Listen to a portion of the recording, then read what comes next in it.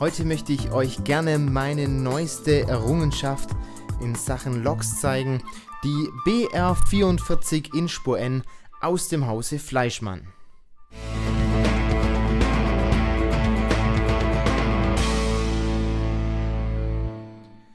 Sehen wir uns zunächst wieder ein wenig das Vorbild an.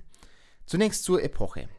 Die ersten 10 Exemplare wurden 1926 gebaut, doch die BR44 hatte einen etwas höheren Dampfverbrauch als die BR43 und daher wurden erst 1937 weitere Exemplare beschafft.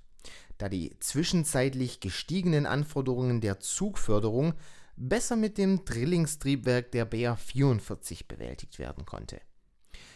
Zwischen 1926 und 1949 wurden insgesamt 1989 Lokomotiven hergestellt.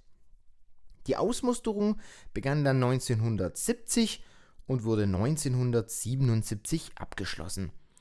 Daher kann man die BR44 allgemein gesagt in den Epochen 2, 3 und 4 fahren, jeweils eben in den entsprechenden Variationen. Zu den Bahnverwaltungen. Nach dem Zweiten Weltkrieg sind 1753 für die Deutsche Reichsbahngesellschaft gebauten Lokomotiven der Baureihe 44 bei verschiedenen Bahnverwaltungen geblieben. Die meisten blieben dann im Westen Deutschlands bei der Deutschen Bundesbahn, auch einige bei der Deutschen Reichsbahn im sogenannten Osten, aber auch in Polen, in Tschechien, in Österreich, in Frankreich, in Belgien konnte man die BR44 anschließend finden. 74 Loks der Baureihe 44 sind leider verschollen, der Verbleib ist unbekannt. Kommen wir nun zu den technischen Daten der Lok. Wie schon erwähnt, haben wir ein Drillingstriebwerk verbaut und die Leistung betrug 1405 kW bei Kohle und 1545 kW bei Ölbefeuerung. Die Dienstmasse betrug 110,2 Tonnen und die Länge der Lok war 22,6 Meter. Man erreichte mit ihr eine Höchstgeschwindigkeit von 80 km/h im Vorwärtsgang und rückwärts waren immerhin noch 50 km pro Stunde drin. Ihr Einsatzgebiet waren hauptsächlich Güterzüge, die auf der Ebene auch 1200 Tonnen haben konnten. Kommen wir nun zum Modell. Ich habe mich für die Artikelnummer 71 44 76 entschieden, da diese den Zustand der Epoche 4 widerspiegelt und meine Anlage ja in dem Zeitraum Ende der 1960er Jahre spielt. Das Modell ist mit einigen LEDs und mit Sound ausgestattet. Das 3-Spitzenlicht sowie 2 Lichter am Tender leuchten in Fahrtrichtung weiß. Leider wurden hier keine roten LEDs verbaut. Allerdings gibt es eine Führerstandsbeleuchtung und eine Fahrwärtsbeleuchtung, welche auch separat geschaltet werden kann.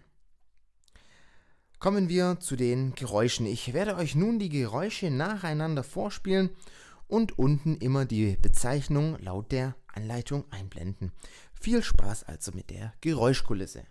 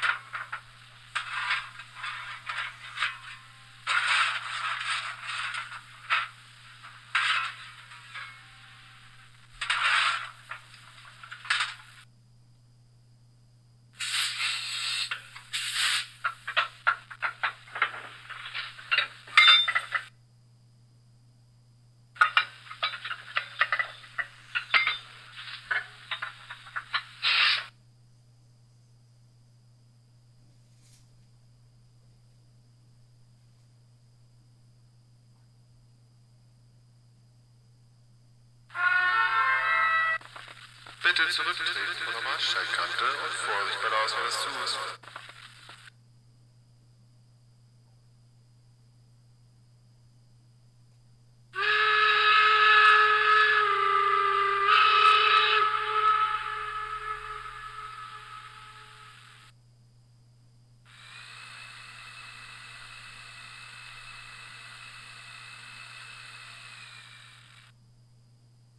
Rangierfahrt erlaubt.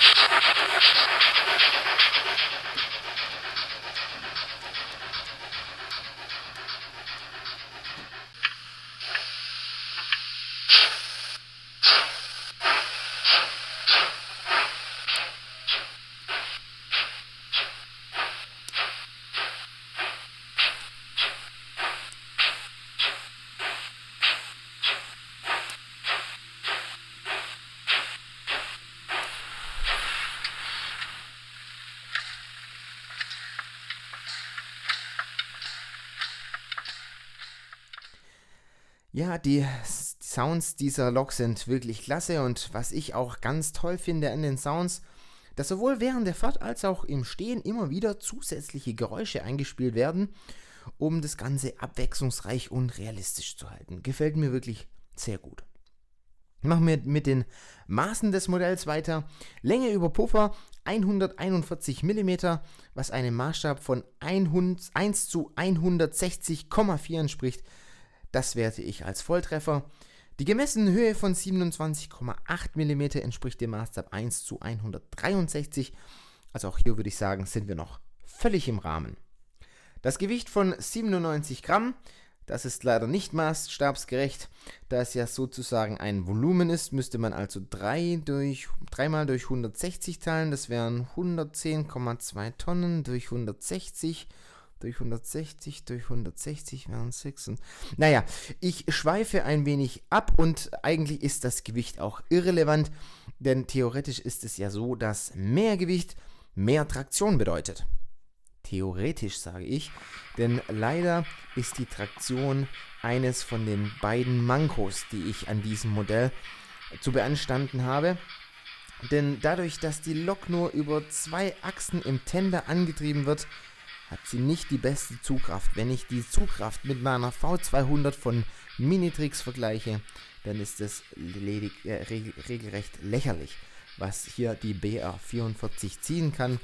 Also da muss ich noch etwas Optimierungsarbeit leisten oder sie vielleicht in Doppeltraktion fahren lassen. Die Tatsache, dass nur 2 Achsen im Tender angetrieben werden, ist vermutlich der Tatsache geschuldet, dass die anderen beiden Achsen zur Stromabnahme verwendet werden. Das wiederum erhöht die Betriebssicherheit deutlich. Der Lok stehen nun insgesamt 6 Achsen über eine Länge von 93 mm zur Stromabnahme zur Verfügung. Und dadurch war auf meiner Anlage ein störungsfreier Betrieb möglich, sodass nicht einmal Soundaussetzer bei den weichen Straßen auftraten, was ich von anderen Soundloks leider schon fast gewohnt bin. Zu den Details. Die Aufdrücke auf der Lok sind so unglaublich, die sind so scharf, dass ich sie mit keiner Kamera wirklich einfangen konnte, um sie euch zu zeigen und darzustellen, wie scharf diese Aufdrücke sind. Obwohl ich gute Augen habe, kann ich es mit dem bloßen Auge nicht lesen. Wenn ich es aber unter eine Lupe halte, dann ist die Schrift gestochen scharf und super lesbar. Also das sind wirklich Details, die großartig sind. Ob man diese Details in diesem Maße braucht, ist fraglich. Ob diese Details die Lok nur unnötig teuer machen, ist auch fraglich. Dazu möchte ich mich an der Stelle nicht äußern. Das ist eben jedem frei entschieden, ob er dafür bereit ist, Geld auszugeben. Auch sonst finde ich die Details der Lok toll. Die Rohre sind teilweise freistehend. Auch die Federn sind sauber gearbeitet am Tender. Auch die Blattfedern unter der Lok, die eigentlich im Stand nicht sichtbar sind, sind vorhanden. Und auch im Führerstand kann man einige Details erkennen. Also auch hier wurde viel investiert in die Details dieser Lok. Mein Fazit: Es ist eine wirklich schöne Lok, die wirklich toll was hermacht, mit tollen Sounds. Nur eben die Tatsache der geringen Zugkraft und die Tatsache, dass die Leuchten vorn und hinten nur weiß können und nicht rot, das trübt den Gesamteindruck ein wenig, aber ansonsten finde ich es wirklich eine schöne Lok. Jetzt ist immer die Frage, was ich mit der Lok möchte. Möchte ich wirklich lange, schwere Güterzüge darstellen? Dann muss man sich eben über die Traktion Gedanken machen.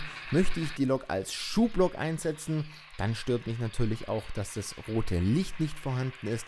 Wenn man aber auf diese beiden Details verzichten kann und wirklich nur eine Dampflok möchte, in der man im BW ein wenig durch die Gegend fährt oder vielleicht 2, 3 Personenwagen zieht, um vielleicht einen Museumszug darzustellen, dann lohnt sich dieser Kauf wirklich und mir tut es auch nicht leid, dieses Geld in diese Lok investiert zu haben.